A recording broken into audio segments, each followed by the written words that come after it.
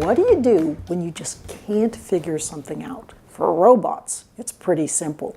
They can just keep bashing their heads against the wall. But living brains are a lot more complex. It turns out if you can understand just a little bit about how your brain works, you can learn more easily and be less frustrated. I'm Barb Oakley, working with Arizona State University. Arizona State wants to help you learn how to learn. Together with my friend, motivational speaker Greg Hammonds, we're bringing you some short videos with the secrets to learning more easily, based on the book Learning How to Learn.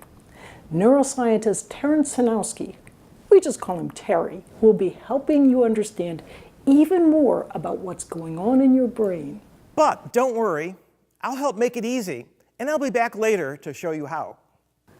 Whether it's improving your soccer skills or basketball game, learning to play the guitar, speaking another language, getting better at video games, or studying math and science, we're going to show you some tricks to take your learning to the next level. Today's key point, your brain has two different ways of learning. One is the focused mode. That's when you're paying close attention to something. The other is the diffuse mode. That's when you don't seem to be thinking about anything in particular. Learning involves going back and forth between the focused and the diffuse modes. To better understand these two modes, let's start with the pinball machine. Hey, watch it! Well, anyway, here's a pinball machine. To play pinball, you pull out the plunger like this, and the ball goes bouncing around the rubber bumpers. That's how you earn points. The pinball machine works a lot like your brain. The machine is like your thinking when you're in focus mode. The bumpers here are very close to one another. See this fuzzy pattern here at the top? It represents familiar thinking patterns, maybe involving something you already know, like how to multiply. The ball is like a thought. You think a thought, like, I want to multiply 2 times 3. The thought takes off, moving smoothly along. As it's bouncing around on the bumpers, you're able to solve a simple, familiar problem.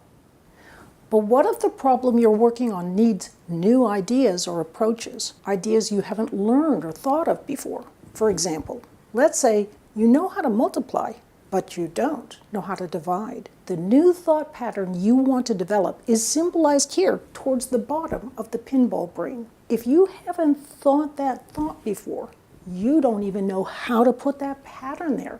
And see all those tightly spaced little rubber bumpers that are blocking your thinking? To get to this new thought pattern, you need a different way of thinking. And that's represented here by the diffuse mode. Look at how widely spaced the rubber bumpers are. A thought takes off. Look at how it moves widely, bounces around. It can travel a long way before hitting a bumper. In the diffuse mode of thinking, you can look at things broadly in a very different, big picture way. Your thoughts can make new connections, traveling along new pathways. You can't focus tightly to figure out a problem or understand the details of a concept like you can in the focused mode, but you can at least get to the new place you need to be in to solve a hard problem or understand a new concept.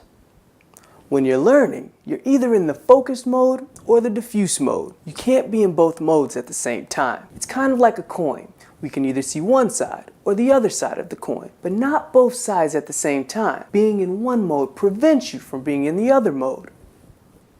When you've been focusing for a while and you get stuck, that's perfectly normal. Being stuck is a signal for you to step back from the focus mode for a little while, to let your brain's diffuse mode go to work. To do that, turn to something different, or just take a break.